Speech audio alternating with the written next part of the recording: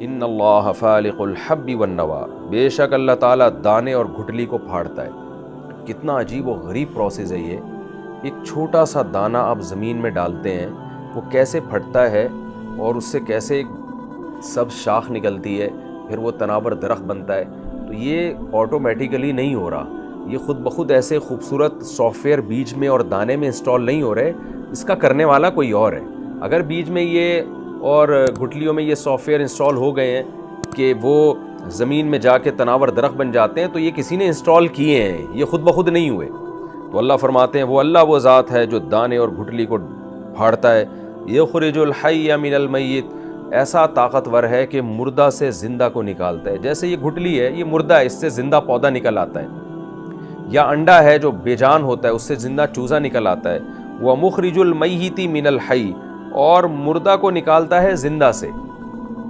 اس کی بھی بہت ساری مثالیں ملتی ہیں کہ زندہ سے مردہ نکلتا ہے، مردہ سے زندہ۔ حیات پیدا کرنا آج تک سائنسدان اس پر، یعنی میں نے جو میڈیکل سائنس میں جو ماہر ڈاکٹرز ہیں ان سے رابطہ کیا، وہ کہتے ہیں ابھی تک حیات کو ڈیفائن نہیں کیا جا سکا کر سکے ہیں سائنسدان کہ زندگی نام کس چیز کا ہے۔ صرف مثالیں دی جاتی ہیں، اس کو فہم کے قریب لانے کے لیے کچھ تعریفیں کی جاتی ہیں، لیکن حقیقت میں اب تک حیات، یہ میں آپ کے سامنے بول رہا ہوں، سن رہا ہوں، سمجھ رہا ہوں، یہ ہے کیا؟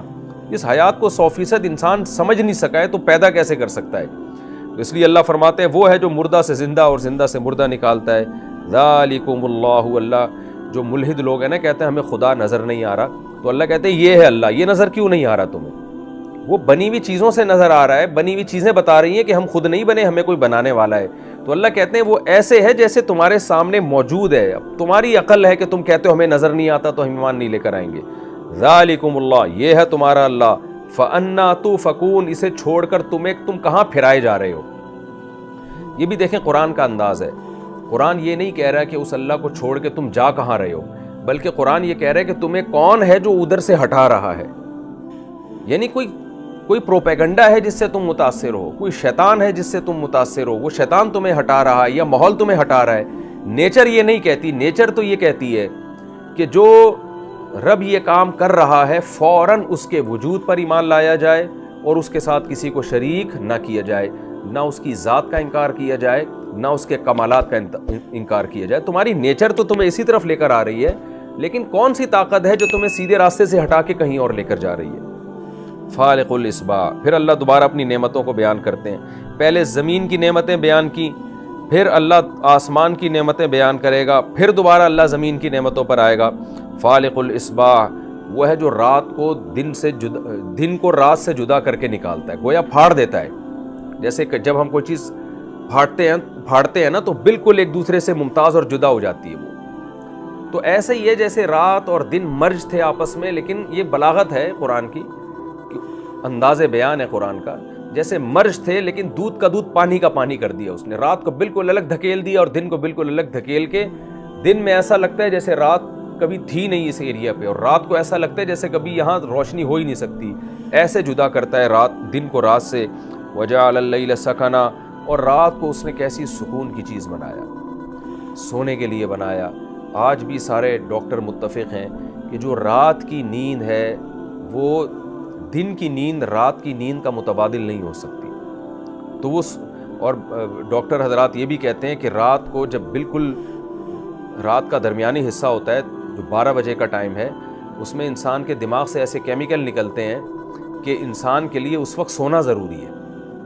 اگر وہ جب کیمیکل باڈی سے نکلیں، دماغ سے نکلے اور انسان جاگ رہا ہو، تو انسان دماغی طور پر ڈسٹرب ہوتا ہے، اور اس وقت گہری نیند میں آپ کو سونا ضروری ہے۔ یہ کیمیکل کسی اور ٹائم پہ نہیں نکلتے۔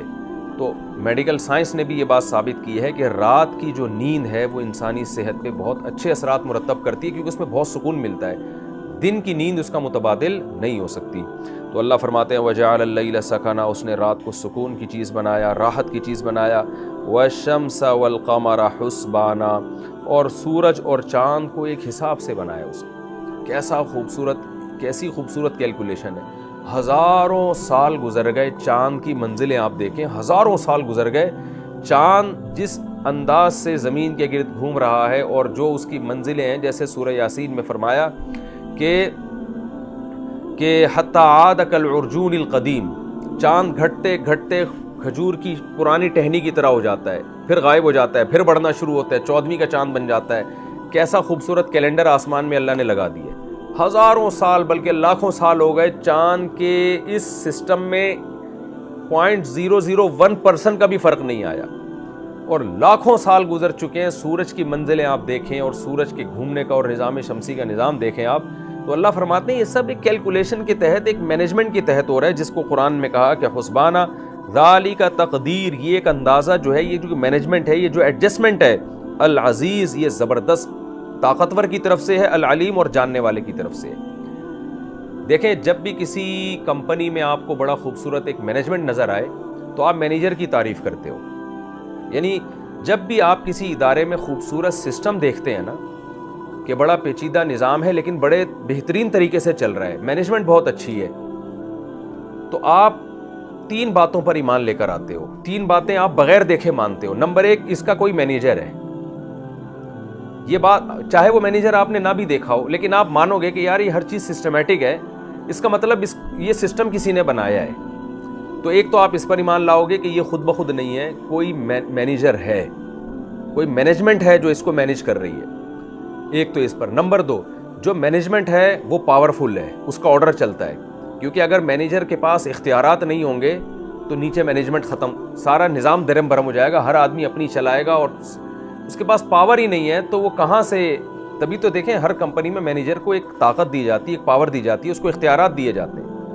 تیسری چیز آپ یہ بھی بغیر دیکھے ہی مان لے آؤ گے کہ مینیجر کے پاس نالج بھی ہے، علم بھی ہے، اسے پتہ ہے کہ کمپنی میں کون غیر حاضر ہے، کون حاضر ہے، کون سی چیز کہاں رکھی ہوئی ہے، وہ کیمرے کے ذریعے یا کسی بھی طریقے سے سب احوال سے باخبر ہے. کیونکہ صرف پاور کا ہونا کافی نہیں ہے، طاقت کا ہونا کافی نہیں ہے، اگر آپ کے پاس علم نہیں ہے تو بھی نظام تباہ و برباد ہو جائے گا. تو چھوٹی سی کمپنی میں ہم جب دیکھ کے یہ اندازہ لگا لیتے ہیں کہ مینجمنٹ بتا رہی ہے کہ کوئی مینیجر بھی ہے، وہ مینیجر پاورفل بھی ہے، وہ مینیجر صاحب علم بھی ہے، تو اتنی بڑی کائنات کو دیکھ کے یہ کیوں اندازہ نہیں لگایا جا سکتا کہ جب 13 لاکھ گنا بڑا سورج ایک لاکھوں سالوں سے ایک خاص رفتار سے زمین اس کے گرد گھوم رہی ہے، اور وہ بھی ایک جگہ موو کر رہا ہے، سارے ستارے سیارے حرکت کر رہے ہیں، اور ایک ان میں کوئی بڑا فساد پیدا نہیں ہوتا، اور یہ کیلکولیشن کے تحت یہ سب کچھ ہو رہا ہے، تو یہ سارا نظام دیکھ کے ہم یہ کیوں پھر زمین کے اندر آپ دیکھ لیں، ایک چھوٹا سا بیج آپ زمین میں دفن کرتے ہیں، وہ بیل بن کے، پودا بن کے، پھل بنتے ہیں، پھول بنتے ہیں، پھر پھل بنتے ہیں، پھر اس کے اندر وہی بیج ہوتے ہیں، ان کو دوبارہ زمین میں ڈالو گے، وہی پروسیس ہزاروں سال سے، وہی جیسے زمین ہزاروں سال سے سورج کے گرد گھوم رہی ہے، ایسے ہی بیج بھی گھوم کر دوبارہ بیج بن جاتا ہے ایک پروسیس کے تحت. تو یہ سب کچھ دیکھ کر ہمیں یقین کیوں نہیں آتا کہ یہ کائنات اور یہ سارا سسٹم خود بخود نہیں ہے، اس کا کوئی چلانے والا ہے، اور چلانے والا بہت پاورفل ہے، اور اس کے پاس علم بھی ہے. تو یاد رکھیں، معبود میں، بادشاہ میں، ملک میں 2 صفات کا ہونا ضروری ہے، اس کے بغیر کسی کو حکومت کا حق نہیں ہے. ایک صفت پاور ہونی چاہیے، نمبر 2 اس کا علم کامل ہونا چاہیے. اس لیے قرآن اللہ کی ان 2 صفات کو بہت زیادہ ہائی لائٹ کرتا ہے. بلکہ قرآن میں ایک جگہ تو آیا اللہ نے اس کائنات کو بنایا ہی اس لیے 28ویں پارے میں، لِتَعْلَمُوا أَنَّ اللَّهَ عَلَىٰ كُلِّ شَيْءٍ قَدِيرٌ، تاکہ تمہیں پتہ چل جائے کہ اللہ کو ہر چیز پر قدرت ہے، وَأَنَّ اللَّهَ قَدْ أَحَاطَ بِكُلِّ شَيْءٍ عِلْمًا، اور اللہ کا علم بھی کامل ہے. تو اللہ نے اپنی 2 صفات کو ثابت کرنے کے لیے اس کائنات کو بنایا ہے کہ میں پاورفل ہوں، نمبر 2 میرا علم کامل ہے. وَهُوَ الَّذِي جَعَلَ لَكُمُ النُّجُومَ لِتَهْتَدُوا بِهَا فِي ظُلُمَاتِ الْبَرِّ وَالْبَحْرِ، وہ اللہ وہ ذات ہے جس نے تمہارے لیے ستاروں کو بنایا تاکہ تم خشکی اور سمندر کے اندھیروں میں سیدھے راستے کا پتہ چلاؤ جہاں تم نے جانا ہے. دیکھیں اللہ نے آدم علیہ السلام کو زمین پہ پیدا کیا نا، بنایا، اور اماں ہوا کے ذریعے نسل بڑھائی، تو اللہ چاہتے تھے کہ یہ پوری زمین کو انسانوں سے بھر دیں، زمین، تاکہ زمین میں جو خزانے دفن ہیں وہ ایک مخصوص جگہ پہ تو نہیں ہے نا، تو بکھرے ہوئے ہیں، تو انسان ان تمام خزانوں سے فائدہ اٹھائے. یہ جبھی ممکن تھا جب انسان کے لیے سفر کو آسان کیا جاتا. اب ہزاروں سال سے تو جو آج کے جدید طریقے ہیں سفر کے وہ ایجاد نہیں ہوئے تھے، تو اس لیے اللہ نے ایسے جانور بھی پیدا کیے، کچھ جانور ایسا پیدا کیے جو پہاڑوں میں سفر کر سکتے ہیں، کچھ ایسے پیدا کیے جو ریگستانوں میں سفر کر سکتے ہیں، تاکہ ان کی پشت پہ بیٹھ کے انسان دور دراز سفر کر سکے۔ پھر قرآن بار بار کہتے ہیں ہم نے سمندروں کو مسخر کیا۔ پانی میں اللہ نے یہ خاصیت رکھی کہ وہ جہاز کو اپنے سینے پہ اٹھاتا ہے، حالانکہ پانی کا کام تو ڈبونا ہے، لیکن وہ سمندری جہاز کو اٹھا لیتا ہے۔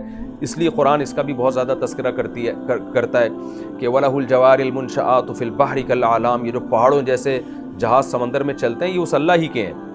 یعنی وَسَخَّرَ لَكُمُ الْبَحْرَ، اللہ نے تمہارے لیے سمندر کو مسخر کیا ہے کہ اتنے بھاری بھرکم جہاز کو سمندر اپنی پشت پہ اٹھا کے دھکیلتا ہے۔ تو قرآن سفر کا بہت زیادہ تذکرہ کرتا ہے کہ ہم نے تمہارے لیے راستوں کو آسان بنایا۔ وَسَلَكَ لَكُمْ فِيهَا سُبُلًا، زمین میں تمہارے لیے راستے بنا دیے۔ تو اس سے پتہ چلتا ہے کہ اللہ تعالیٰ یہ چاہتے تھے کہ پوری زمین انسانوں کے استعمال میں آئے اور دنیا میں بہت سارے دور دراز ملک آباد ہوں۔ تو میں نے جیسے عرض کیا یہ جبھی ممکن تھا جب سمندر کے اندر بھی یہ صلاحیت رکھی جائے کہ وہ جہازوں کو اپنی پشت پہ بٹھا کے گھما سکے، جب خشکی میں بھی یہ صلاحیت رکھی جائے کہ اس میں راستے بنائے جائیں۔ تو اسی طرح ایسے جانور بھی پیدا کیے، جیسے میں نے عرض کیا کہ جو کچھ جانور ریگستانوں میں چلتے ہیں، کچھ پہاڑوں پہ چلتے ہیں، کچھ تیز رفتار ہوتے ہیں۔ اس کے ساتھ ساتھ اللہ نے ہمیشہ سے اس کا بھی انتظام کیا ہے کہ یعنی علامتیں ایسی بنائی ہیں ہمیشہ سے کہ انسان ایک منزل تک پہنچنا چاہے تو وہاں تک پہنچ سکے۔ اب آپ خود سوچئے کہ اگر اس زمانے میں یہ نظام نہ ہوتا کہ آپ جب صحرا میں جا رہے ہیں تو آپ کو لوکیشن کو، گوگل میپ تو تھا نہیں نا، لوکیشن کیسے پتہ چلے گی؟ آپ کبھی صحرا میں سفر کر کے دیکھیں میدانوں میں تو انسان بھول جاتا ہے کہ میں کہاں سے آیا تھا، کہاں جا رہا ہوں، کچھ نہیں پتہ چلتا اس کو۔ تو اس کے اس سمندر میں تو اور زیادہ بھول بھلیاں ہو جاتا ہے۔ سمندر میں تو آپ تھوڑا سا اندر جائیں تو آپ واپس کنارے پہ نہیں آ سکتے، جہاں آپ بالکل نابینا ہو جاتے ہیں سمندر کے بیچ میں جا کے، پتہ ہی نہیں چلتا کہاں سے آیا تھا، کہاں جانا ہے۔ تو اس زمانے میں واحد راستہ یہ تھا کہ اللہ تعالیٰ نے ستاروں کی جو گردشیں رکھی ہیں اور ستاروں کا جو نظام بنایا ہے وہ بھی ایسا زبردست اس میں مینجمنٹ ہے کہ ستاروں کو دیکھ کے سفر کیا کرتے تھے کہ سردیوں میں جنوری کے مہینے میں یہ ستارہ یہاں ہوتا ہے، اس سے ہم نے اتنے ڈگری لیفٹ پہ چلنا ہے، یہ ستارہ جون کے مہینے میں یہاں ہوتا ہے۔ وہ ستاروں کی منزلیں پورے سال ایک ہی جیسی رہتی ہیں۔ آج بھی ایسا، آج اسی کو فلکیات کا نام دے دیا گیا، کیلکولیشن کر کے ایک ضبط کر لیا گیا ہے باقاعدہ پراپر طریقے سے، لیکن آج بھی جو مرچنٹ نیوی ہے یا جو لڑنے والی نیوی ہوتی ہے تو نیوی کے آفیسر حضرات کو فلکیات کا علم پراپر طریقے سے سکھایا جاتا ہے کہ سمندر میں سفر کیسے کرنا ہے۔ ہاں یہ ضرور ہے کہ وہ کیلکولیشن کے ذریعے بہت آسان ہو گیا ہے، اب وہ ساری کیلکولیشن انہیں کمپیوٹر میں انسٹال کر دی ہے، کمپیوٹر خود ہی بتاتا رہتا ہے، لیکن اب بھی اس کا تعلق بہرحال ستاروں سے ہی ہے۔ تو اللہ کا یہ کتنا بڑا فضل ہوا کہ ایسی اندھیری نہیں پیدا کر دی اس نے کہ آپ صحرا میں گئے تو گمسم ہو گئے، پتہ ہی نہیں جانا کہاں ہے۔ تو ہمیشہ سے اس نے ایسا ستاروں کا نظام بنایا ہوا ہے کہ ان ستاروں کو دیکھ کر اس وقت بھی لوگ سفر کیا کرتے تھے اندھیروں میں، اور آج بھی سفر کرتے ہیں، اور سینکڑوں کلومیٹر، ہزاروں کلومیٹر دور کا فاصلہ ان ستاروں کی نظام کی وجہ سے ایگزیکٹ وہیں پہنچتے تھے جہاں انہوں نے جانا ہوتا تھا۔ تو اس کا اللہ نے قرآن میں ذکر کیا، جَعَلَ لَكُمُ النُّجُومَ، اس نے بنائے ہیں ستارے تمہارے لیے، لِتَهْتَدُوا بِهَا فِي ظُلُمَاتِ الْبَرِّ وَالْبَحْرِ، تاکہ تم سمندر اور خشکی کے اندھیروں میں ان ستاروں کے ذریعے لوکیشن معلوم کرو۔ قد فصلنا الآیات، تحقیق ہم نے کھول کھول کے بیان کر دی اپنی آیات، لقوم، ان لوگوں کے لیے، یعلمون، جو سمجھ رکھتے ہیں، جو اچھے اور برے کو جانتے ہیں کہ اچھا کیا ہے، برا کیا ہے، ہمارا فائدہ کس میں ہے، نقصان کس میں ہے۔ تو وہ لوگ ایمان لائیں گے اور ہماری آیات پر عمل کریں گے۔ وَهُوَ الَّذِي، اللہ وہ ذات ہے، أَنشَأَكُم مِّن نَفْسٍ وَاحِدَةٍ، اس نے ایک جان سے تمہیں بنایا جن کو آدم کہا جاتا ہے۔ یہ بھی اللہ کی کتنی بڑی قدرت ہے، ایک مرد کو پیدا کیا، فَمُسْتَقَرٌّ، پھر کیا نظام بنایا اس نے کہ تم میں سے ہر شخص کے لیے ایک جائے قرار ہے اور ایک مستودع ہے، امانت گاہ ہے۔ امانت گاہ وہ ہوتی ہے جس میں تھوڑے وقت کے لیے رہتا ہے انسان، مستقر وہ ہوتا ہے جس میں زیادہ ٹائم گزرتا ہے۔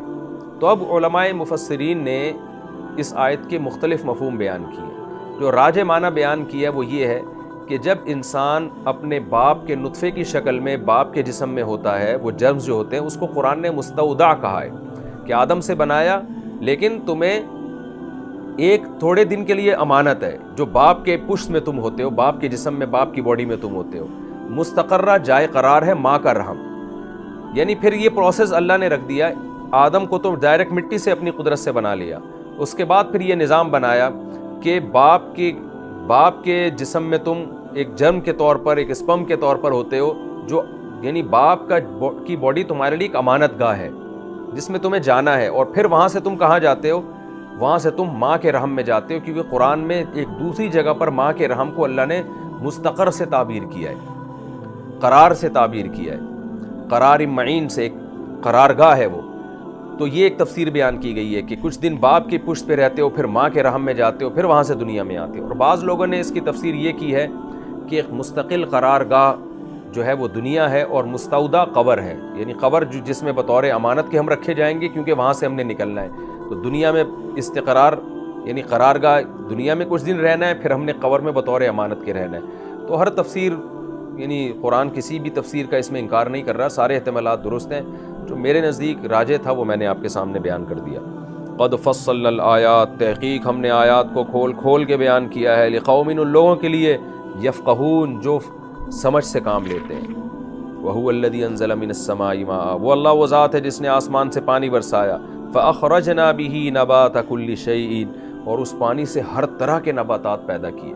یعنی یہ بھی ایک قدرت ہے، ایک جیسا پانی اتر رہا ہے، لیکن اسی ایک جیسے پانی سے کیا کیا پیدا ہو رہا ہے، کتنے الگ ذائقوں کے، کتنی الگ شکلوں کے، اور کتنے الگ رنگوں کے پھل اور درخت پیدا ہو رہے ہیں.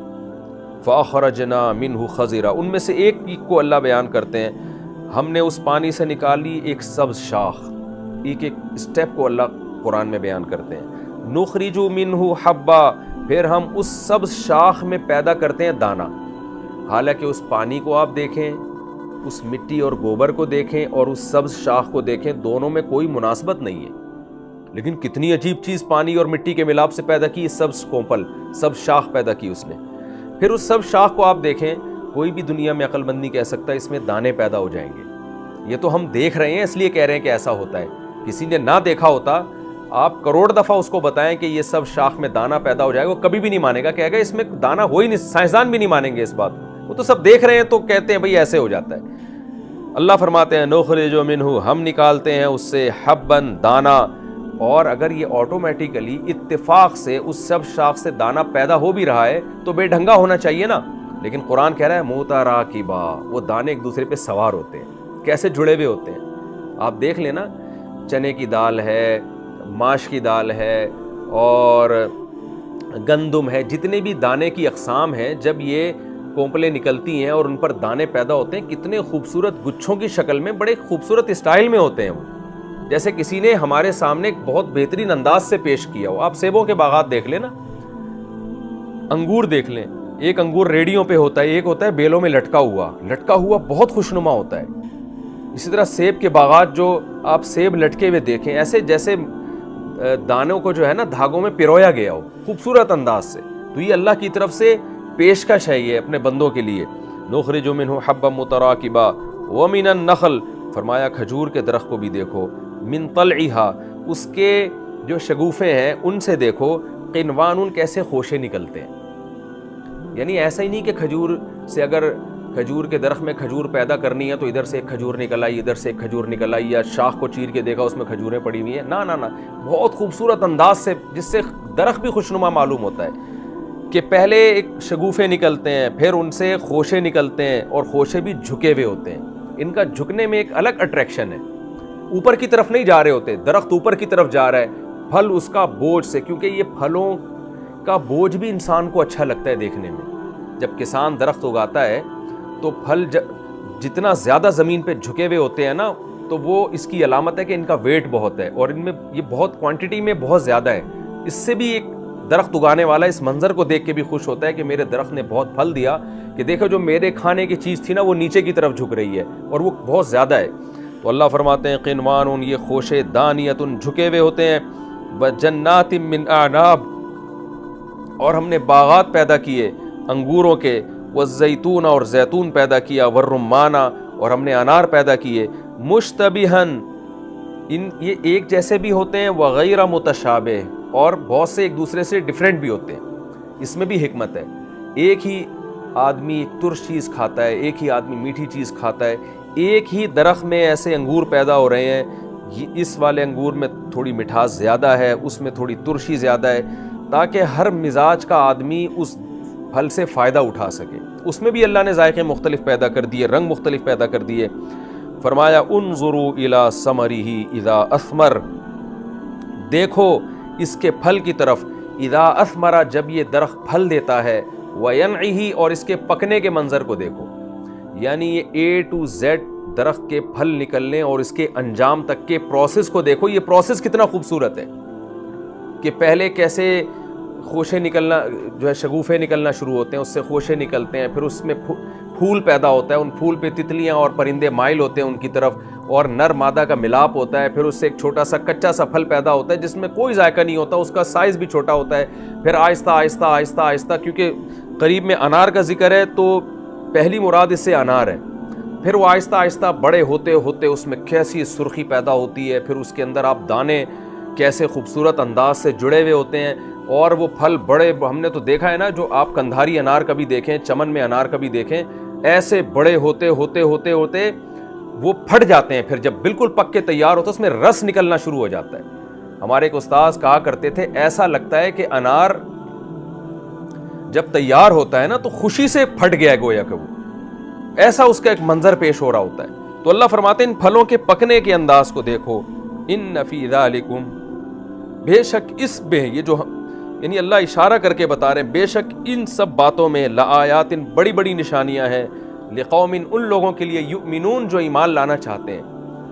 جس کے جو چاہتا ہی نہیں ہے نا کہ سیدھا راستہ ملے, وہ اس سے زیادہ کروڑوں دلائل خدا کے وجود اور توحید کے دیکھ لے گا, وہ پھر بھی ایمان نہیں لے کر آئے گا.